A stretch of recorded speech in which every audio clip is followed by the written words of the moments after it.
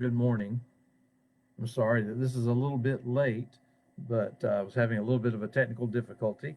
But we're here now and ready to get started.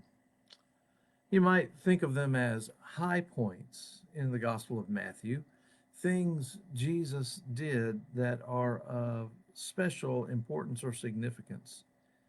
And what's interesting is that in the Gospel of Matthew, those things tend to happen on mountains, literally high points of the gospel happening on high points of the land.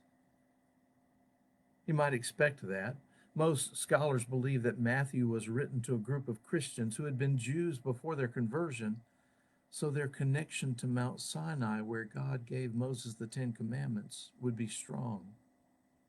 If Jesus went up on a mountain, they would be expecting to encounter something significant. The first one we'll look at today is in Matthew 4, the Mount of Temptation. I believe this is a well known story for us, not just because we encounter the story in our Sunday readings from time to time, but even more because this story is our story. We know all about temptation in our lives too. In Matthew 4, 1 through 11, we read, Then Jesus was led up by the Spirit into the wilderness to be tempted by the devil. He fasted 40 days and 40 nights, and afterwards he was famished.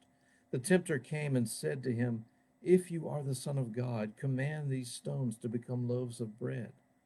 But he answered, It is written, One does not live by bread alone, but by every word that comes from the mouth of God.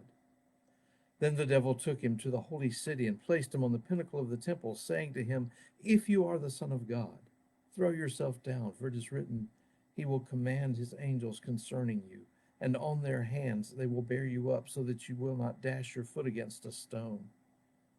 Jesus said to him, Again it is written, Do not put the Lord your God to the test. Again the devil took him to a very high mountain and showed him all the kingdoms of the world and their splendor. And he said to him, All these I will give you if you will fall down and worship me. Jesus said to him, Away with you, Satan, for it is written, Worship the Lord your God and serve only him. Then the devil left him, and suddenly angels came and waited on him. Temptations work in subtle ways, often presenting themselves as positive things and hiding their wrongfulness. And that's the case here. The first temptation, to turn the stones into bread, is a good example. Israel is littered with stones. With the power Jesus had, he could turn all the stones to bread and end hunger for everyone. After all, didn't he come in love? And wouldn't that be a loving thing to do? And if he didn't, wouldn't everybody recognize who he was? And wasn't that a good thing?